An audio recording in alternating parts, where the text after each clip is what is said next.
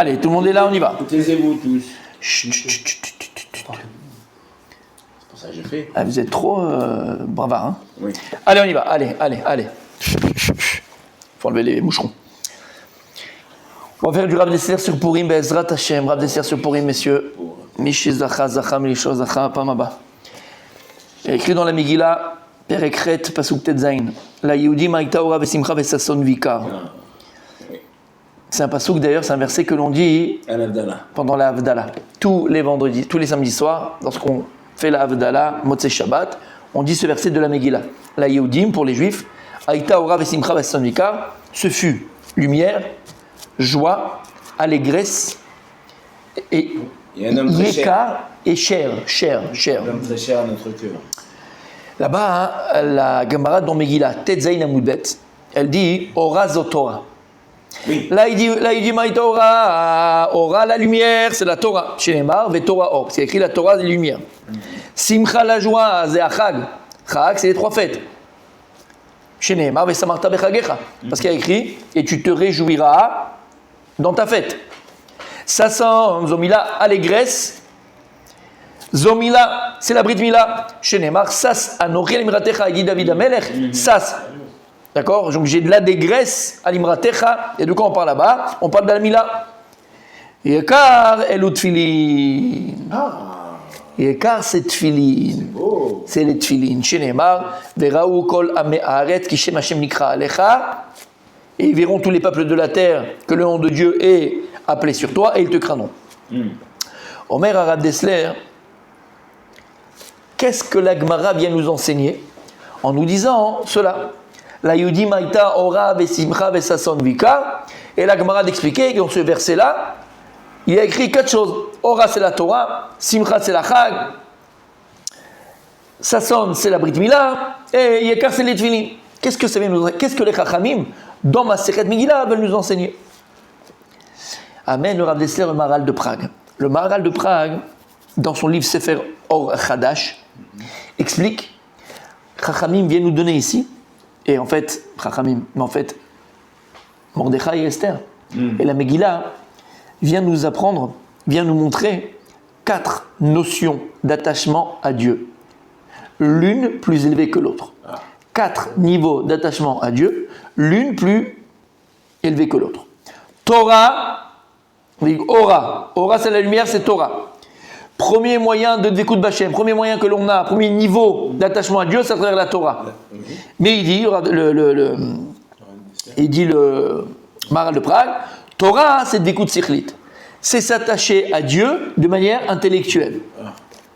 Simcha, c'est la joie, s'attacher à Dieu de manière nafshit, c'est-à-dire nefesh. Ici, nafshit, c'est pas l'âme, tant que tel, c'est pas l'âme, on parle pas de l'âme. Nafshit, c'est par la volonté. C'est-à-dire que simcha, c'est que tu t'attaches à Dieu de manière volontaire. Et on va expliquer. Ça va avec tout ton aspect psychologique. C'est que là, c'est pas de force, mais quand tu, en vérité, quand ça vient de toi, quand c'est volontaire, en fait, c'est tout ton être. Voilà, de tout ton être, de toute ta personne. De tout ton moi. De tout ton moi. Voilà. Sasson, c'est Goufanit. Lorsqu'on te dit Sasson, c'est la Brit Mila, c'est quoi? C'est soit Sasson, Goufanit, c'est avec le corps.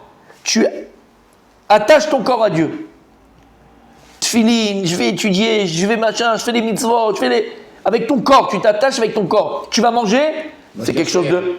Voilà, il y a fait. Tu vas manger, tu vas dire c'est le corps qui va profiter, c'est le corps. Tu peux t'attacher à Dieu avec ton corps. Quand tu fais la bracha avant, tu fais la bracha après, tu manges kasher, tu fais ce qu'il faut, tu vérifies. Exactement.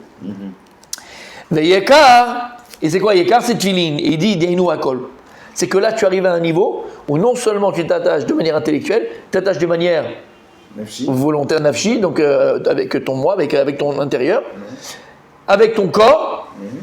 Yekar, ça englobe tout. C'est un attachement entier, complet, du corps, de l'âme. Ouais, de l'âme, mais donc de ta personne, d'accord, de ta personne et de ton corps. C'est clair? Ok. Alors, dans quelle ordre? Ils ont dit tout à l'heure plus élevé l'une que l'autre. L'une plus élevée que l'autre. On y va. Il dit Gvar bianou leel shenes porim evi et Israël l'idée à karatatov. Il dit Rav Dessler, on a expliqué déjà avant que le miracle de Purim qui était caché dans la Megillah a amené le peuple juif à la gratitude. Lorsque le peuple juif, lorsque l'âme Israël, ils ont vu Vana Afochu, qu'Akadosh Borou il a inversé tout ce que nos ennemis ont voulu faire contre nous de manière extraordinaire. Aman a dit à Achashverosh de tuer Vashti. En cela même, il pensait donner sa fille, mais c'est Esther qui l'a mis au pouvoir. Lorsqu'il va demander la tête de Mordechai, et Achashverosh n'arrive pas à dormir, Achashverosh dit: tu vas prendre celui qui m'a sauvé la vie, qui est contre Mordechai, et tu vas lui faire ce que tu m'as dit de lui faire. Et ainsi de suite. Tout ce que nos ennemis ont voulu faire contre nous, ça s'est retourné contre eux. Et ce miracle-là a amené le peuple juif à une gratitude envers Hachem. Cette gratitude-là, et à travers cette gratitude que le peuple juif a eue à ce moment-là, le temps de pourrir, alors ça a amené le peuple juif à s'attacher à Kadosh Borou, avec toutes ces notions qu'on vient de mentionner avant, jusqu'à Yekar, entièrement. Ils sont arrivés à une Vekout Bachem, un attachement à Dieu entier et complet. Intellectuel, le corps et l'âme. Et il explique. Aura. Donc on a dit, premier niveau d'attachement à Dieu, c'est Aura. C'est quoi Aura? Il dit, Afrana ta'or sheba Torah. Lorsque maintenant tu vas te mettre à étudier mon tzaddik, et tu vas faire Masechet Sota, tu vas faire Masechet Chagiga, tu vas faire Masechet Burachot, tu vas faire du Rav Dessler, tu vas faire du Chot Alvavot, tu vas commencer à étudier la Torah, tu vas faire le Rochaim sur la Torah, tu fais le Ramban sur la Torah, tu fais le Kliyakar sur la Torah, tu commences à étudier la Torah. Et je suis hors bas Torah. Il y a une lumière dans la Torah. Et la personne, plus elle va étudier, plus elle va arriver à déceler cette lumière spirituelle tellement bonne qui émet de la Torah.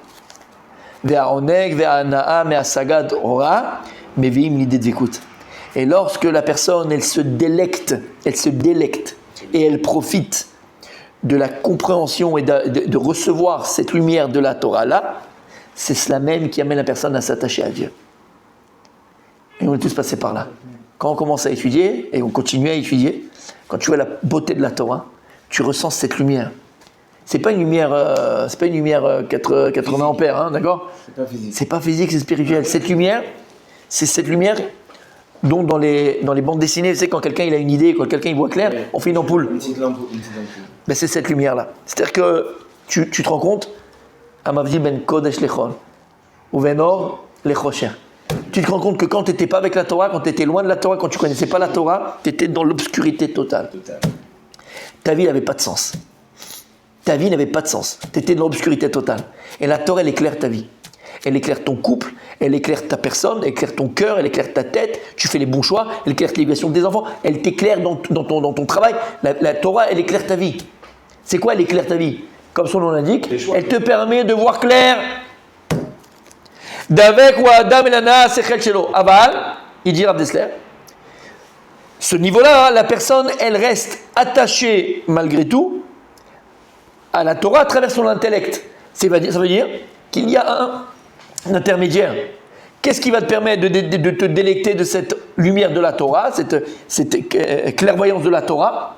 C'est ta tête, c'est ton intellect. Donc l'intellect, il fait quand même intermédiaire entre toi et la Torah. Et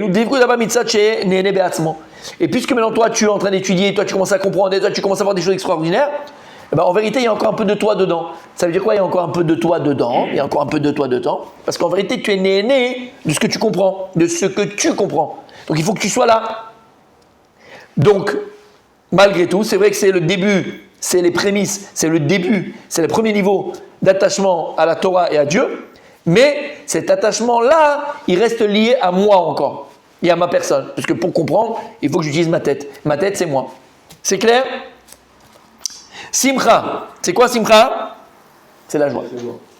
On a dit c'est les fêtes. Vous avez dit ça sonne tout à l'heure. Après, c'est la fin. Ora, Simcha, ça sonne Mika. Simcha. Dvekud mitzad akaratatov chez Margish benafsho. Là, il dit le Rav.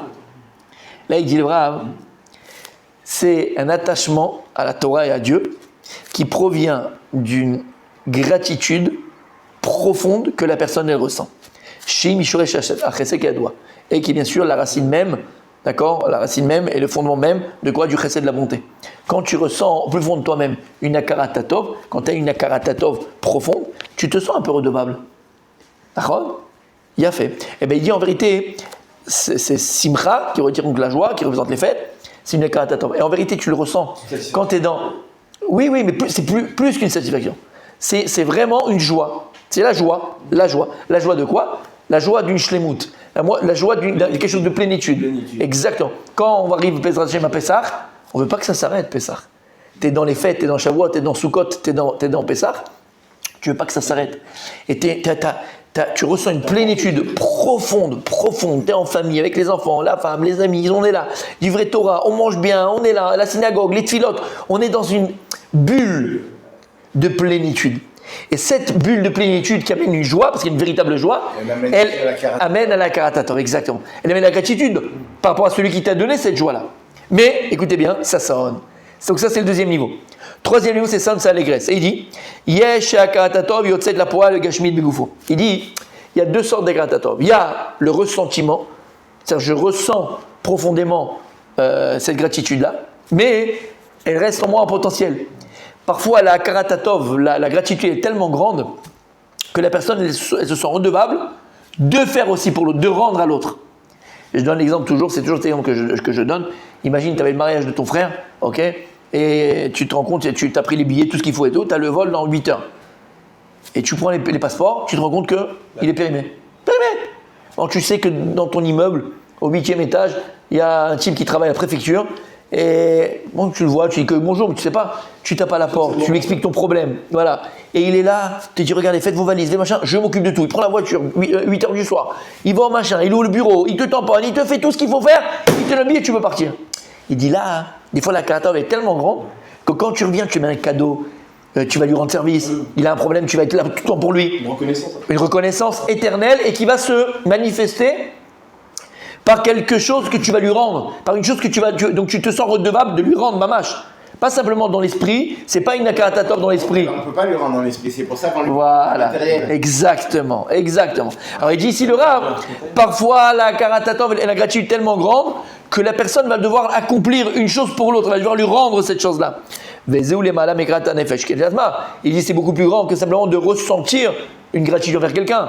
Là, non seulement tu la ressens, mais en plus tu l'accomplis et tu le rends. Il dit pourquoi? Parce que cet argasha, ce sentiment-là, va pouvoir être enraciné dans mon cœur lorsque j'ai vraiment rendu à l'autre ce qu'il m'a fait, dans l'acte, dans l'action. Il dit c'est ça la Brit Mila. La Brit Mila, la Gemara elle dit dans Maseret Shabbat que c'est une mitzvah qu'Am Israël a reçue besimcha, avec joie. Pourquoi? Parce qu'on était tellement heureux, tellement on a cette alliance-là qu'on a fait avec Dieu, ça provenait d'une telle gratitude envers Dieu qu'on a été, entre guillemets, obligé de faire un acte dans notre chair. Matérialiser cette gratitude. Les Shamoud avec Boto ou Ev, et il dit pourquoi les Makom Shadam Mitraset Bemaaseh? Parce qu'on sait très bien que lorsque la personne va commencer à faire du chesed dans les actes, pas dans la bouche simplement, mais dans les actes, c'est-à-dire que quand tu vas faire des actes de bonté et tu vas commencer à donner, alors automatiquement, tu aimes à qui tu donnes, et si tu aimes à qui tu donnes, tu t'attaches à celui que tu aimes. Ça, c'est le troisième niveau. Yekar. Yekar. Et là, le troisième, la Yodi, Maïta, Ora, Vesimrason, Vikar. Vikar, on dit, ça contient toutes les découtes. Là, tu es arrivé à quoi? L'attachement ultime à Kadosh Baruch Hu, qui ne dépend plus de Ora, donc de Torah, qui ne dépend plus de Simcha, des Chagim, qui ne dépend plus de Sasson, la Brit Mila, et donc ce qu'on a expliqué. Maintenant, c'est Yekar. C'est au-dessus de tout. C'est le plus grand attachement qu'on peut avoir envers Dieu. Et il dit comme ça, écoutez bien, c'est magnifique. Elle les englobe les trois aussi. Comment Elle les englobe les trois. Elle englobe, elle est au-dessus de ça. Au-dessus de Kol ikar etzono shel adam hu lehavlit et atzmo. Écoutez bien. Toute la volonté de l'homme et de chacun de nous, c'est de se démarquer. Rappelez-vous. Se distinguer. Voilà. Lehavlit et atzmo. On cherche tous à se distinguer. Et on va tous essayer de trouver en nous, pour pouvoir se distinguer des autres, une excellence qui existe en nous, mais qui n'existe pas chez les autres. Ça, on retrouve, ça, ce que dit Rav Dester, on le retrouve le plus, c'est au moment d'un shidduch où on commence à rencontrer une jeune fille ou un jeune homme, d'accord? Ou notre femme avec notre épouse. On a envie que notre épouse ou notre mari ait un regard unique sur nous. Et que la personne qui m'aime et que j'aime, surtout que j'aime, Pour elle, je suis différent des autres. Je suis pas la même. Je suis pas le même. Je suis différent. Mais ça, c'est vrai dans la nature humaine. Et pour tout. Chacun de nous, chaque humain, chaque homme, chaque femme, a besoin de se distinguer. Et pour trouver ces distinctions, cette personne-là, chacun de nous, il va essayer de trouver en lui, encore une fois, quelque chose dans lequel il excelle et qui n'existe pas chez les autres. Par exemple, il dit, moi, je suis un cordon bleu, personne ne cuisine comme moi. En ça, il excelle, je suis différent des autres, je suis miyouchad, je suis spécial. Un, c'est parce que c'est un joueur de foot de dingue, il fait des jongles de malade. L'autre, c'est dans sa Torah. L'autre, c'est dans sa façon de parler. L'autre, c'est dans sa beauté. Ça va être physique. Un, dans ses conseils. Un, c'est dans sa beauté. Un autre, c'est dans sa culture générale. Chacun, il va avoir besoin de se trouver exceller dans un domaine pour pouvoir arriver à se distinguer. Et il dit, Rav Dessler, c'est la nature profonde de l'homme. Ou basé... Ah, attends. Ou basé margish et pritiuto chez Shalom Achem. Et en cela, la personne, elle ressent son individualité qui le différencie des autres. Oui. Voilà. C'est un individu. Dans l'individu, il y a un. D'accord? Zebalorak migava. Regarde ce qu'il dit Rav Dessler. Il dit ça ne vient pas simplement d'un orgueil. Ça peut être de l'orgueil, hein, mais ce n'est pas simplement de l'orgueil. Et là, Mikor, après Tiouche Adam, Shiu Omek, Pirusho, Shelargasha, Atani Shebo. Mais il dit non, c'est pas simplement, c'est pas que de l'orgueil. Et là, ça provient de la force que Dieu il a mis en chacun, qui s'appelle l'individu, l'individualité. Et il dit, en fait, ça s'appelle l'ego. L'ego, c'est la sensation qu'on a tous d'exister. Et la nature humaine, elle est que lorsque maintenant je sais que j'existe et que je ressens que j'existe, maintenant j'ai besoin aussi de savoir que j'existe et mon existence, elle est différente de celle des autres. Que mon existence même, elle est différente de celle des autres. Comment ? Parce que je suis différent des autres. En quoi je me distingue des autres ? Parce que j'excelle dans tel ou tel domaine, telle ou telle matière, telle ou telle chose. Et il dit ça vient de l'ego. L'ego, c'est pas quelque chose de négatif. Oui, l'égocentrisme, l'égoïsme, d'accord ? Quand c'est mis et c'est utilisé à l'extrême, alors là, ça vient de l'orgueil. Mais l'ego, c'est notre moteur. Quand il plus une fois, un enfant, quand il a 5 ans, 8 ans, 10 ans, 12 ans, d'accord, 11 ans, il faut lui laisser son ego. Quand il vient, il dit papa, j'ai répondu moi le seul en classe et j'ai été le meilleur, machin. Laisse-le. C'est son ego, il a besoin de ça, l'enfant. Après, tu vas tempérer. Il va apprendre qu'il n'a pas besoin d'écraser les autres pour exister. Il n'a pas besoin de faire honte aux autres pour exister. Et le simple fait qu'il a réussi son mifrad, qu'il a réussi à répondre, d'accord ? Eh ben ça suffit. Et d'ailleurs, même plus que ça. Ensuite d'aller aider les autres, c'est encore plus fort, c'est encore plus grand. Mais en tout cas, cet ego que l'enfant il a, de se sentir exister, de se sentir être le plus fort, de se sentir le meilleur, il ne faut pas l'enlever. C'est notre moteur. L'ego, c'est notre moteur. Mais ça commence un peu à l'école, ça. Bien sûr. Parce qu'à l'école, on nous dit toujours, toi, t'es le premier. Voilà, bien sûr. C'est pour les rendre meilleurs, c'est pour travailler notre ego. À quoi chazé ou à yoter chazak shebana. Regarde ce qu'il dit Rav Dessler. Et cette force-là que Dieu l'a mis en nous, l'ego, c'est la force la plus grande que Dieu l'a mis en l'homme. C'est ce qui lui permet de faire des choses. Tu viens de le dire. C'est ce qui te permet de faire des choses extraordinaires, d'arriver à des sommets. C'est l'ego. Attention, on a dit, tu peux le rendre quelque chose de négatif, et comme l'égoïsme et comme l'orgueil, tout ce que tu veux. Mais l'ego en tant que tel, c'est ton moteur. Il te permet d'arriver à des sommets. Il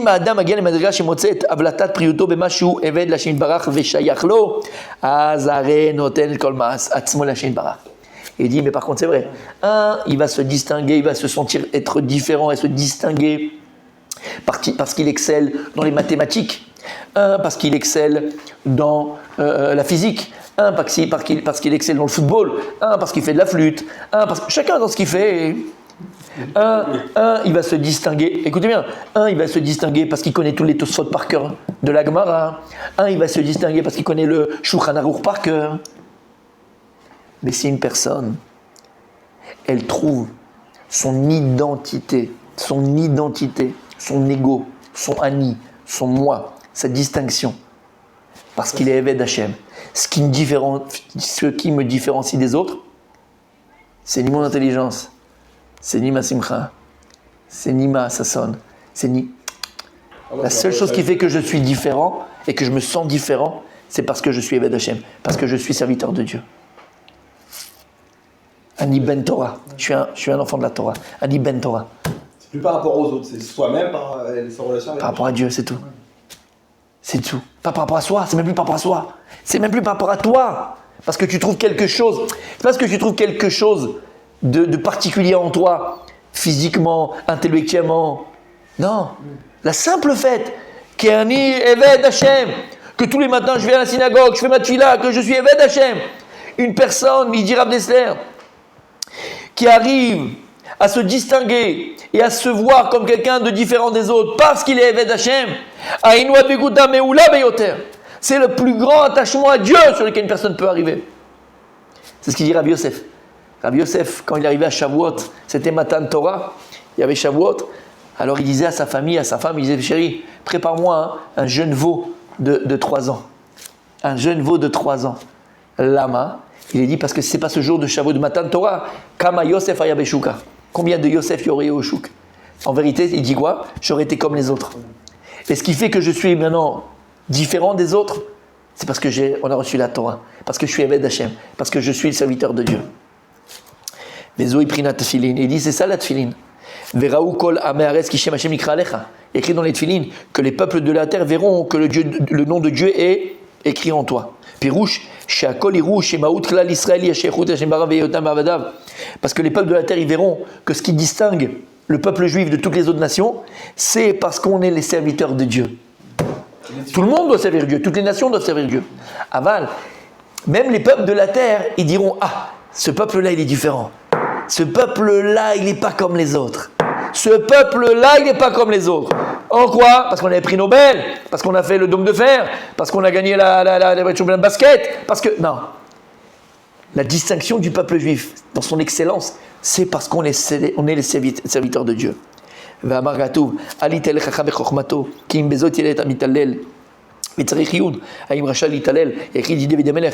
Chacham ne doit pas se louer par rapport à son intelligence, par rapport à sa force, par rapport à ça. Et là, en ça, il doit se louer. En quoi il doit être louable, la personne? En quoi le Chacham, il doit être louable? Le Chacham, le Yehudi, le Juif, il doit être louable. C'est quoi? Ki bezot. Parce que je suis Eved Hashem. Parce qu'il est serviteur de Dieu. Et il dit, Avalinyanu she'italelut zo, ainu apratiyuto shel adam. ולכן אומר הכתוב כי אם בזאת יתהלל המתהלל, היינו שבין כה וכה כל אחד רוצה למצוא את פטריותו באיזושהי התעללות. אכן אם מתבטא בזה, השכל ויודע אותי כי באלה חפצתי. Lorsqu'Hachem il te dit mais השכל ויודע אותי, sache-moi, connais-moi, serre-moi, il dit Akadosh Baruch Hu. Lorsqu'une personne elle arrive à se dire voilà pourquoi la personne est louable, et quand toi-même, même toi, quand tu arrives à trouver la distinction des autres, tu ne vas pas dire, ouais, tu te rends compte, c'est un grand dentiste, ouais, c'est un grand médecin, ouais, c'est un pilote de ligne, ouais, c'est un grand machin, ouais, c'est un grand rabbin. Qu'est-ce qu'on s'en fout en vérité? Quand tu vois une personne, tu dis, lui, il est Eved Hashem, lui, c'est un serviteur de Dieu. Lorsqu'Akadosh Baruch Hu va faire l'oraison funèbre de Moshe Rabbeinu, qu'est-ce qu'il va dire? Moshe Avdimet. On parle de Moshe Rabbeinu, on parle du plus grand, du géant de la Torah, du géant de la Torah.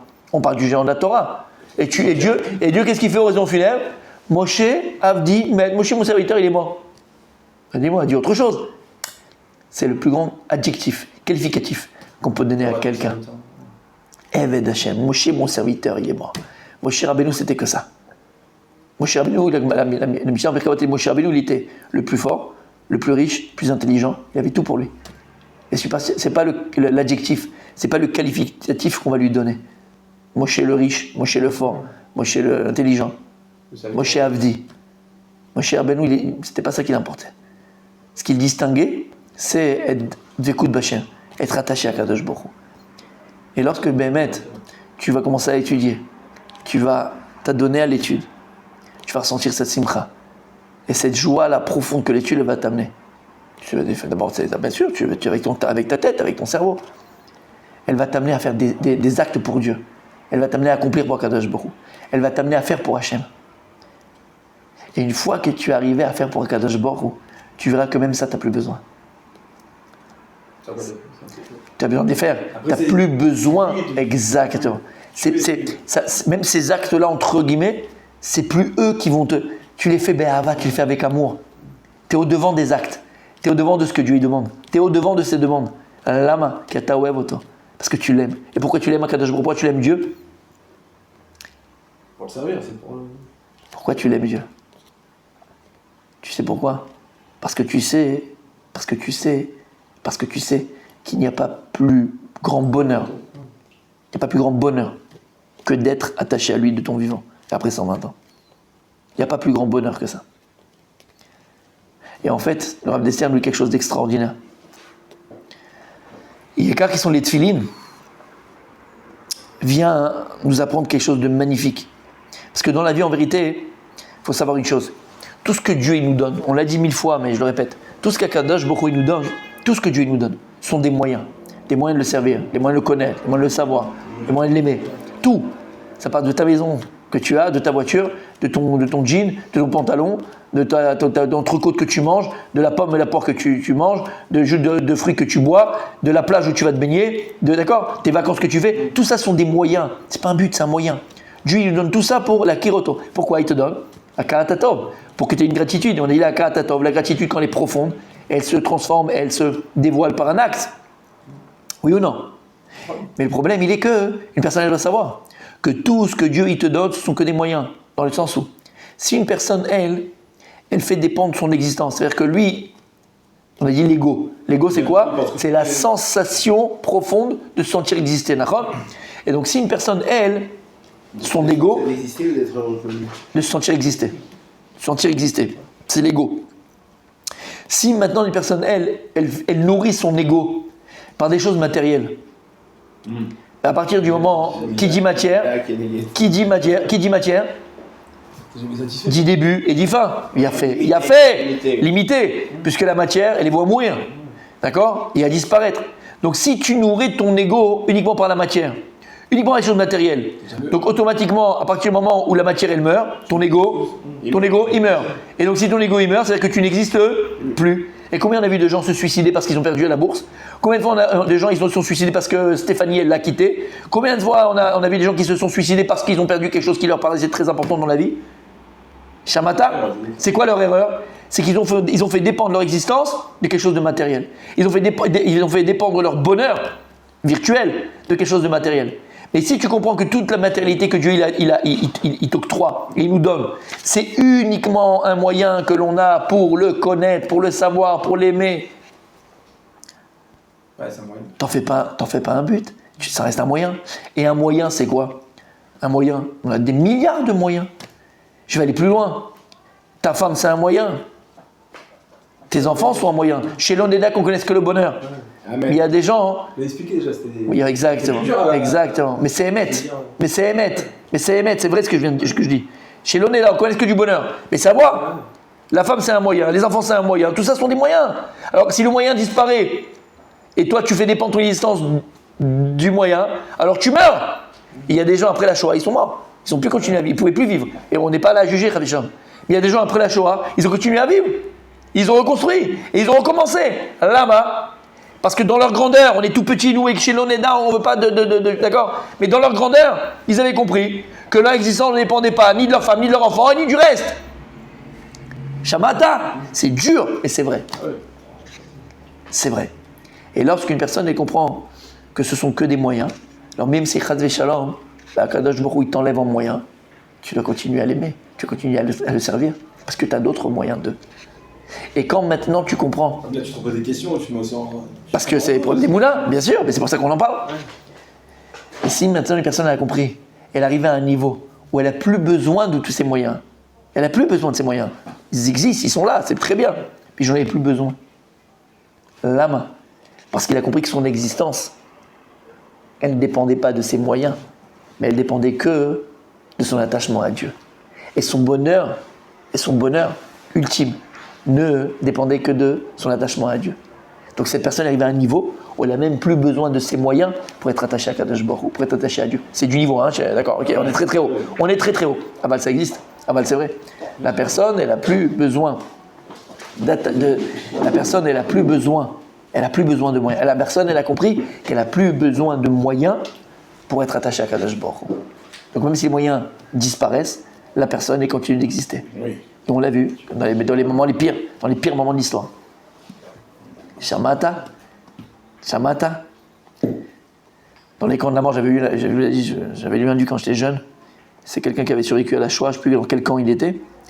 Et Les bleus. non, il avait survécu il était dans les camps. Oui. Et à ce moment-là, lui, il essayait de calculer les jours pour savoir si c'était Shabbat, pas Shabbat, tout ça. Il calculait, il avait son petit calendrier à lui, quoi. Il grattait comme ça. Puis il rentre du travail le soir et tout, là, travaux forcés, travaux forcés, il marchait, il ramenait les nazis, les Allemands.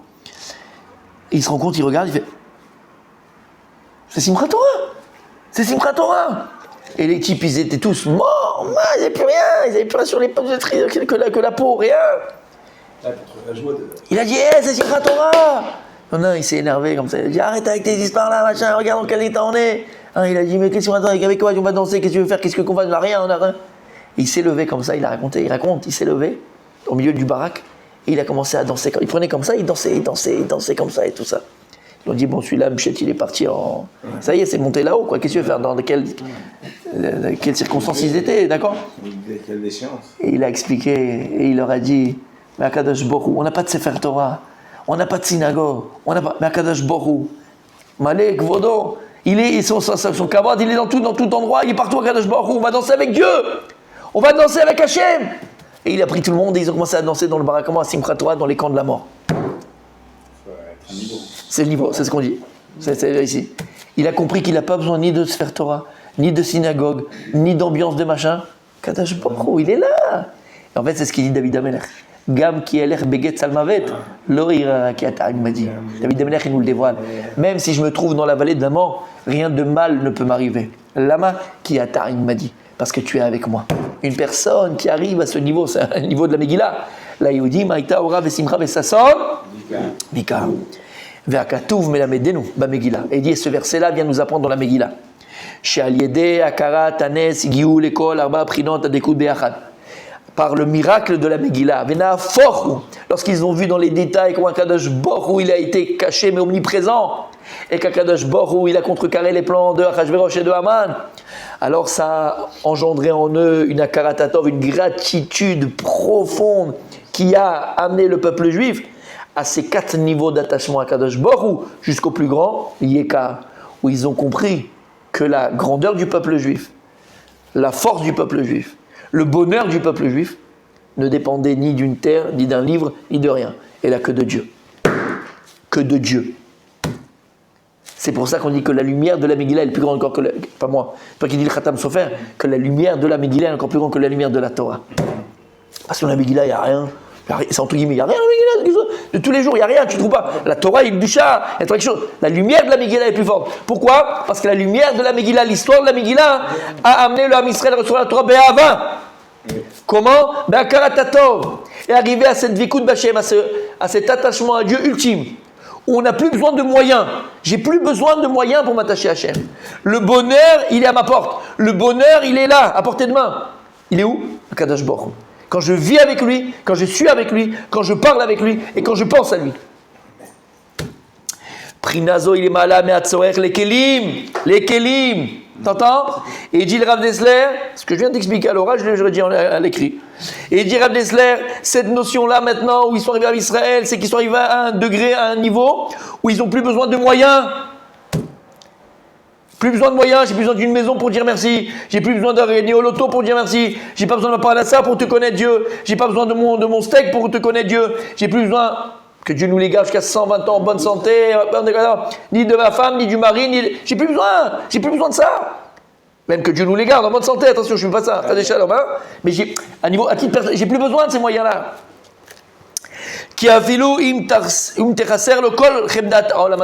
Parce que même si maintenant une personne, elle arrive à quoi?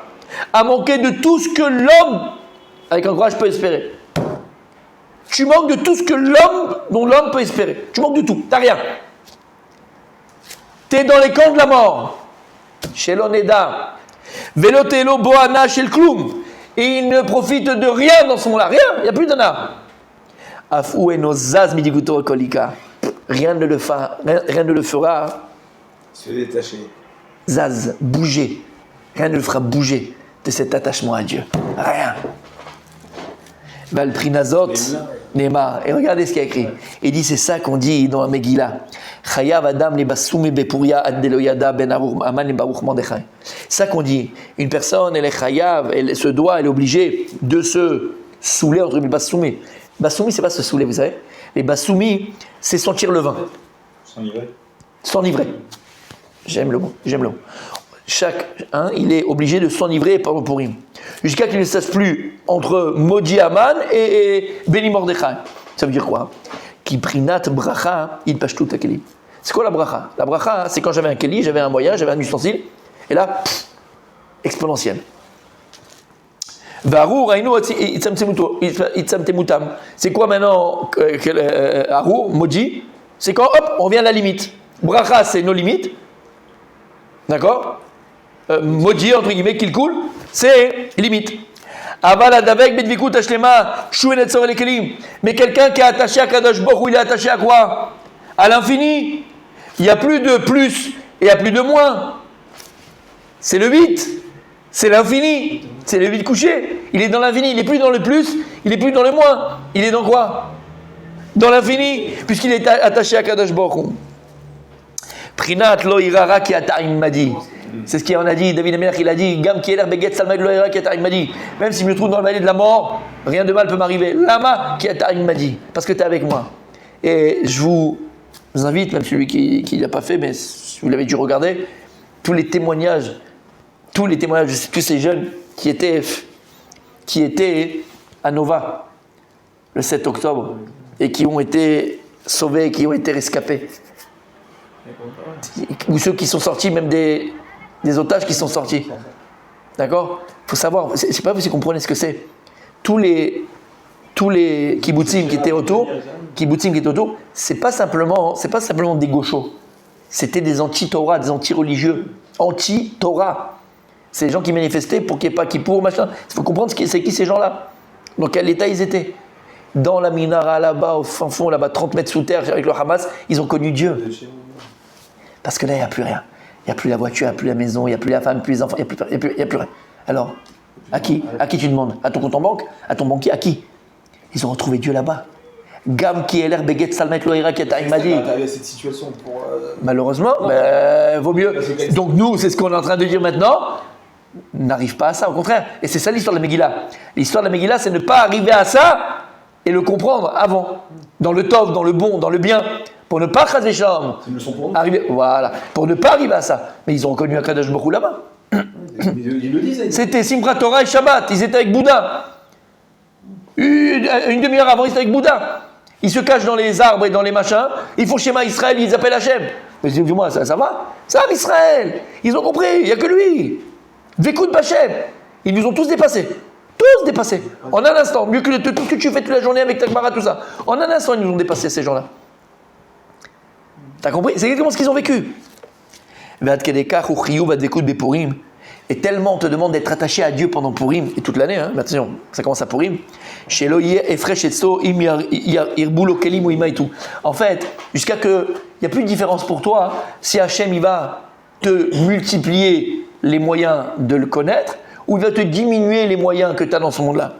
Nous, loyada ben Arour le Baruch. C'est ça qu'on te demande. Tu fais plus la différence entre Arour, qui veut dire Metzamsem, moins, et Baruch, qui veut dire plus. Afilou Mordechai et Aman Atzman Prinat Kelim même Avoro. Sache que même Mordechai et Aman dans la Megillah, ce sont des Kelim, ce sont des moyens. Par Aman et par Mordechai. Par Aman on a vu, et par Mordechai on a vu Dieu. Ce sont des Kelim, ce sont des moyens. Veshuvenot Sarir Gam l'ilmod mehem. Et il dira blesser, même de eux t'as plus besoin d'apprendre. Même d'eux t'as plus besoin. Parce que ce sont que des moyens. Même de eux t'as plus besoin. Lama Katadvouk Bachem. Ça a été arrivé au. Tu le touches, Hachem. Tu lui parles. Il est là. Parce que tu arrivais, je veille qu'on y arrive, hein, mais tu arrivais à cette dvikut shlema, cette dvikut attachement complet. Alvaï veniske la gial et dvikut beorazo torakaoui. Alvaï dit déjà qu'on arrive, il dit le Rav Dessler, à nous arriver à cet attachement par la Torah, qui est le premier niveau. Torah, c'est quoi? Sikhlit, alvaï qu'on y arrive. Aval, je ne vais pas arriver au quatrième. Aval, et c'est ça, pour Rib. Quand on arrive, et c'est pour ça qu'on le dit en vérité, ce même pasouk, là il dit Maïta, Ora, Vesikra, et Son Vikar, on le dit aussi pendant la Havdalah. pour se rappeler le tahlit de la semaine. On sort de Shabbat, et Shabbat c'est plus facile. Shabbat c'est beaucoup plus facile de s'attacher à Hachem. On est plus à la synagogue, la synagogue est plus longue, on prie plus long, il y a le Sefer Torah, on est là, il y a plus de divrei Torah, on étudie plus, le limoud, l'étude du Shabbat il est différent. Quand tu sors pour les 6 jours de la semaine, tu vas utiliser les moyens que Dieu t'a donnés. Pas d'erreur chez le Sieur. Pas d'erreur, mon tzaddik, pas d'erreur. Sache que tout ce que Dieu te donne sont des moyens, et nous, notre travail, c'est d'arriver à comprendre qu'on doit servir à Kadosh Baruch Hu, qu'on doit arriver à un niveau, on n'a même plus besoin de ces moyens pour le servir. Que j'ai plus, que j'ai moins, que j'ai beaucoup, que j'ai un peu, que j'ai... L'homme est chané. Ça ne dépendra plus ni de l'endroit, ni du temps. Ça dépendra uniquement de moi et de Dieu. Tu as commencé à 7h, mon tzaddik?